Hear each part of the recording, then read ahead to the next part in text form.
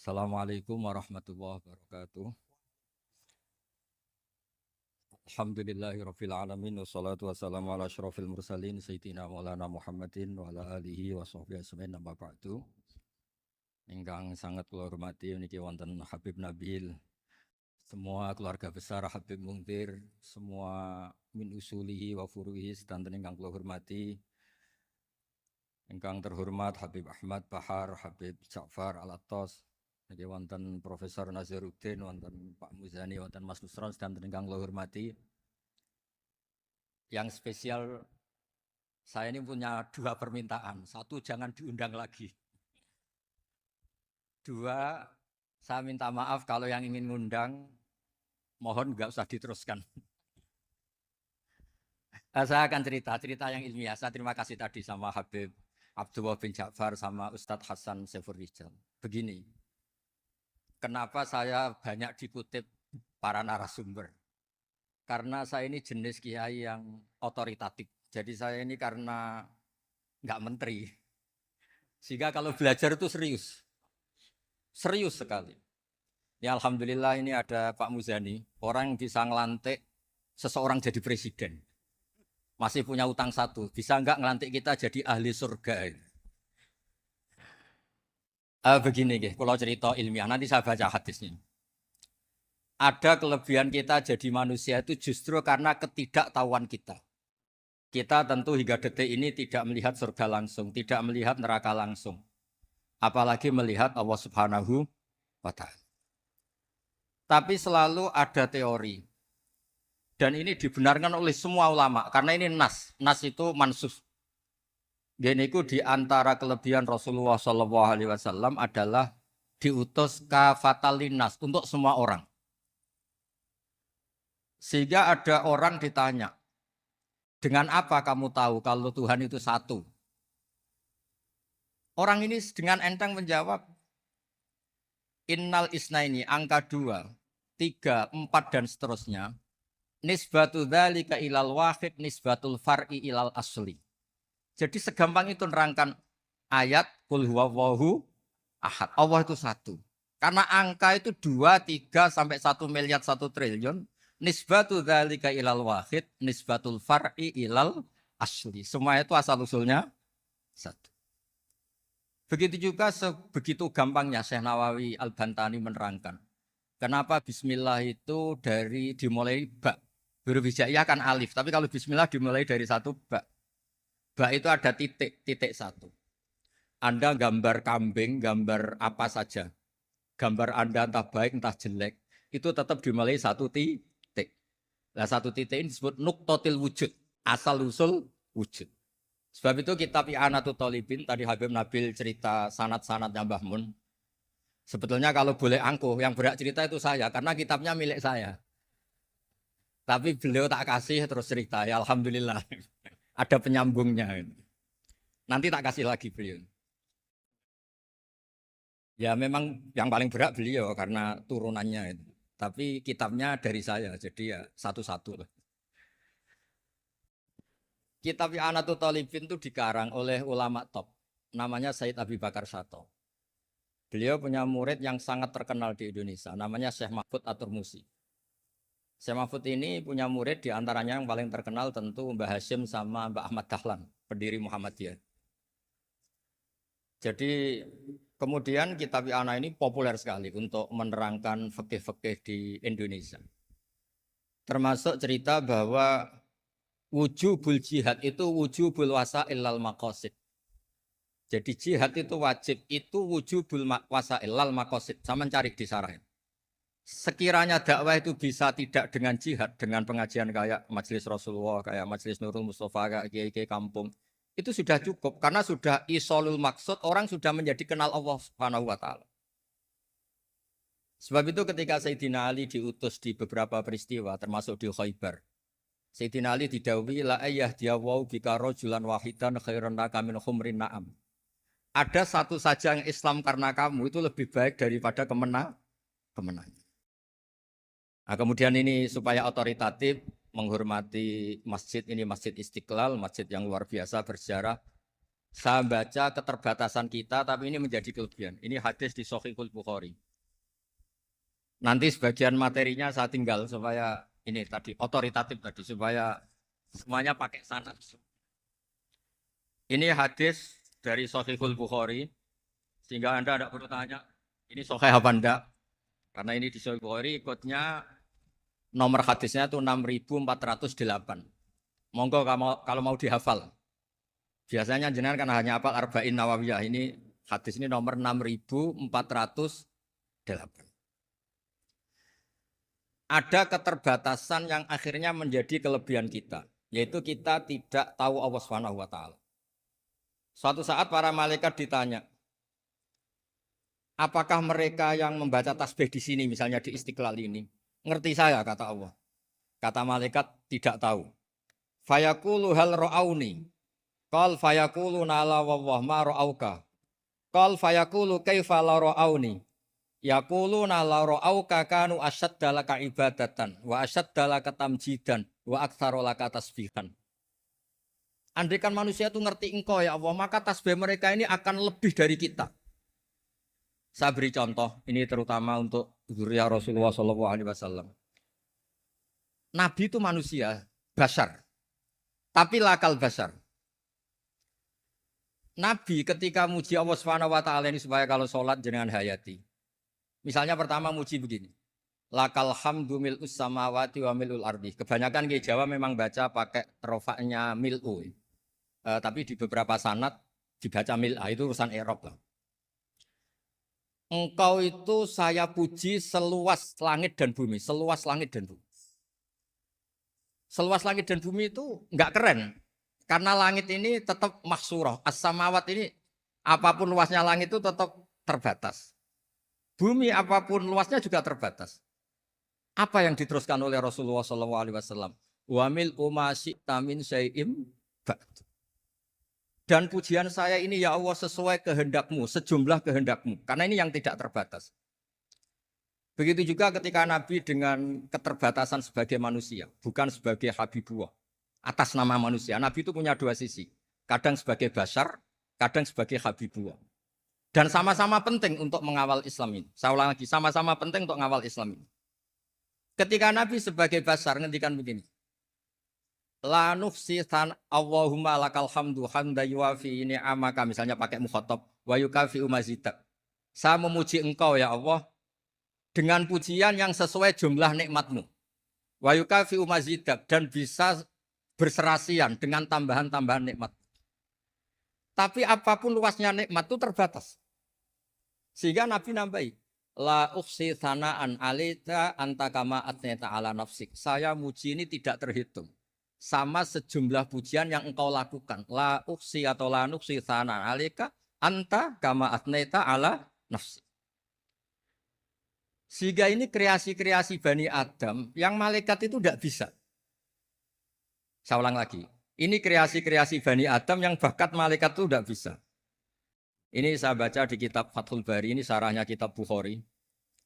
Kata Imam, ini saya ulang lagi, ini kata Imam Ibnu Hajar al-Asqalani, pensarah terbaik Bukhari. Jadi Sahihul Bukhari itu punya sarah paling terkenal namanya Fathul Bari. Itu gurunya Syekh Zakaria Al-Ansari. Syekh Zakaria itu dikenal sebagai Syekhul Islam. Itu berkahnya punya guru alim banget, kereng. Ibnu Hajar al-Asqalani itu kereng itu keras. Kalau muridnya tidak bisa itu keras sekali, tapi urusan ngaji saja. Terus punya murid itu pinter sekali, namanya Ibnu Hajar al-Haytami. Jadi beliau kalau mau ngaji ya susah, karena gurunya itu alim, nyuruh baca. Kalau mau ngajar ya susah, muridnya itu alim, takut salah. Jadi akhirnya pinter. Orang punya murid alim alama itu kan bingung. Makanya saya tidak suka kalau Profesor Nazar ngaji saya. Nanti ngoreksi repot. Sudah gitu Islamnya beliau formal karena Menteri Agama, saya non formal. Lama-lama Islamnya beliau legal, saya ilegal. Kan jadi repot nanti. Makanya tadi tak bully, tak cocokkan. Kalau jenengan Menteri Agama sampai akhirat berarti top. Tapi kayaknya di akhirat saya yang ngelamar jadi Menteri Agama. Ada ini enggak penting. Ini hanya gojlokan saja supaya kelihatan bahwa menteri pun juga warga nopo Indonesia. Begini kata Ibnu Hajar al Asqalani, ini saya baca ya supaya penghormatan saya sama Habib Umar Hafid. Saya ini baca kitab beliau khatam serius, namanya Taujihun Nabi li Mardoti Bari yang ditulis oleh Ustadz Fahmi bin Ali bin Ubaidun.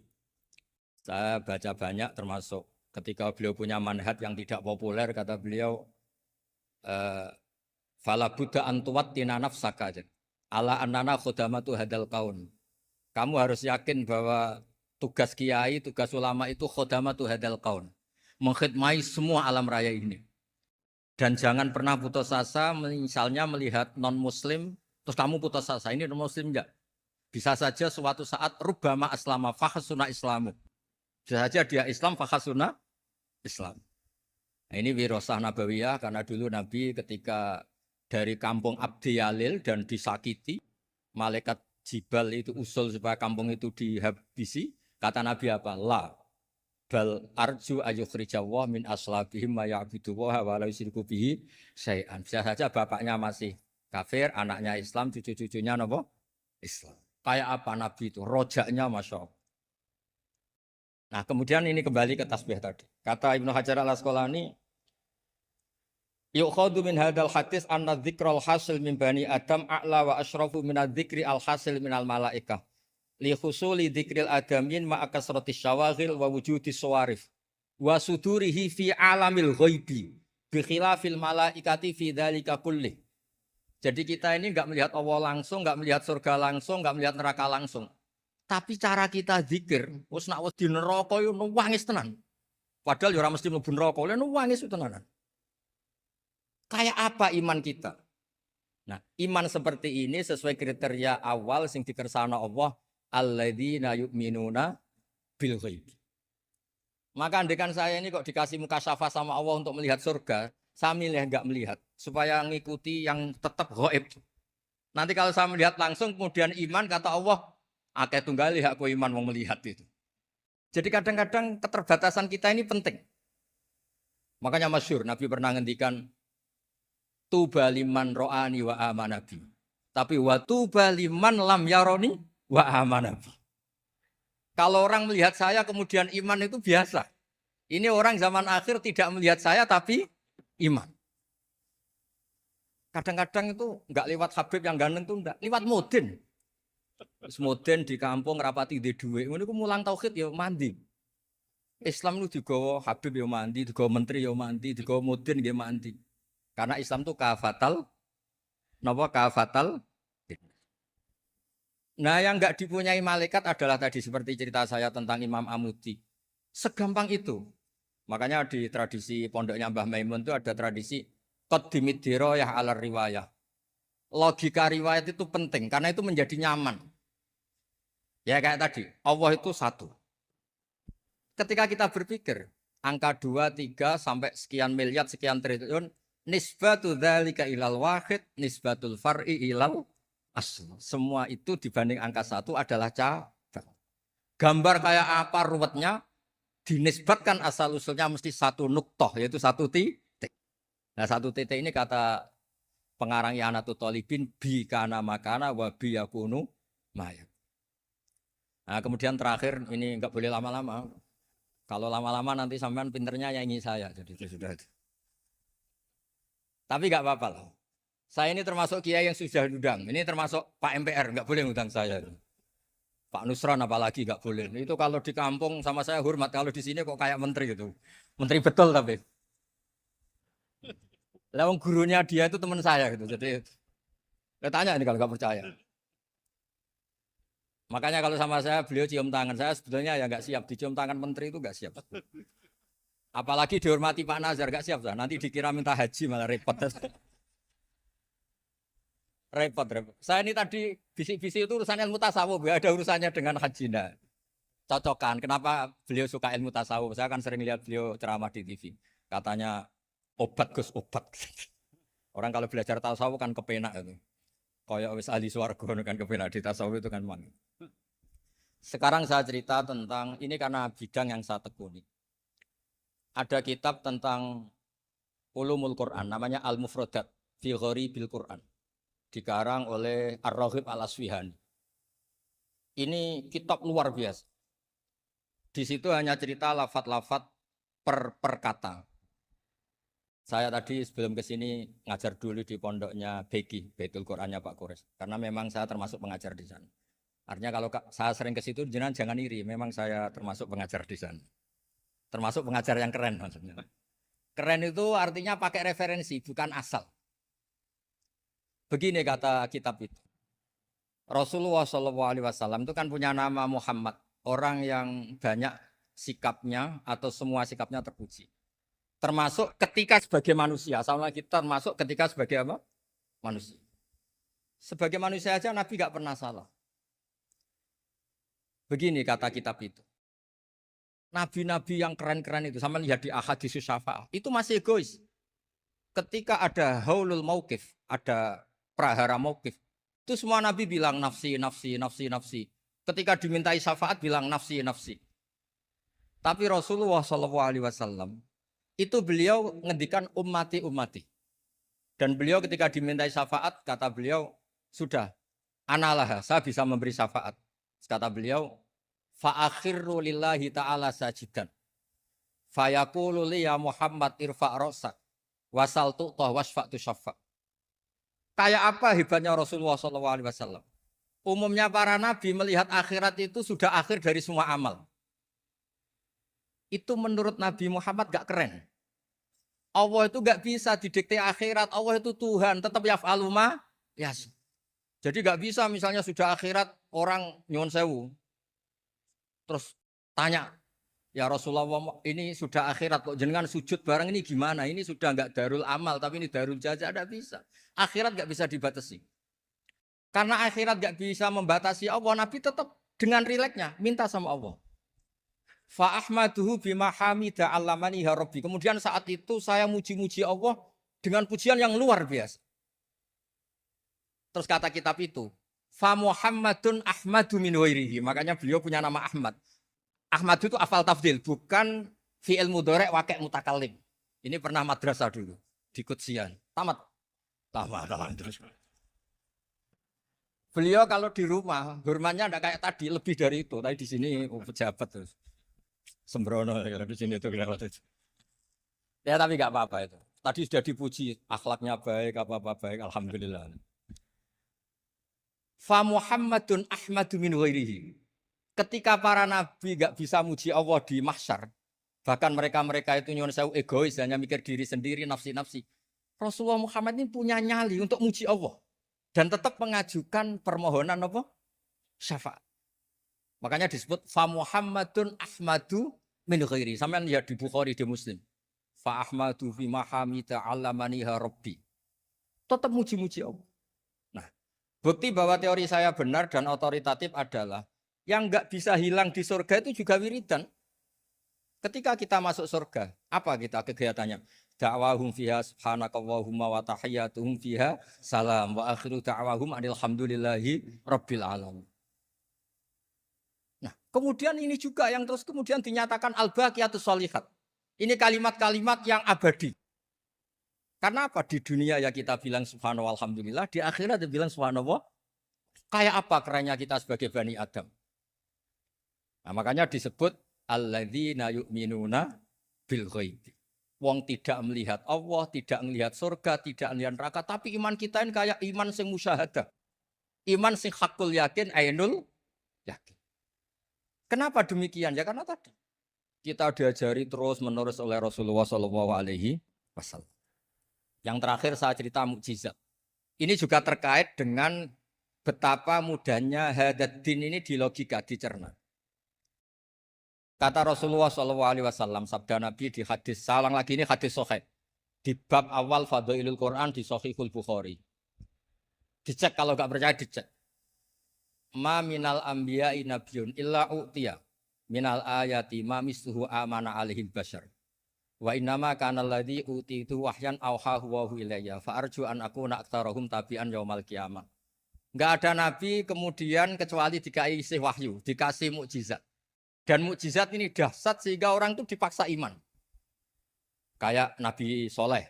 Ada unta besar keluar dari batu. Nabi Musa punya tongkat di apa? Dipukulkan ke Laut Merah langsung apa? Menyibak jadi daratan. Tapi kata Nabi Muhammad SAW, saya itu tidak punya mujizat kayak itu juga gak ingin. Saya ini dikasih mujizat Al-Quran. Dan saya berharap karena mujizat Quran ini adalah terus kemudian umatku menjadi yang terbanyak ila yaumil ya. Sekarang kita berlogika.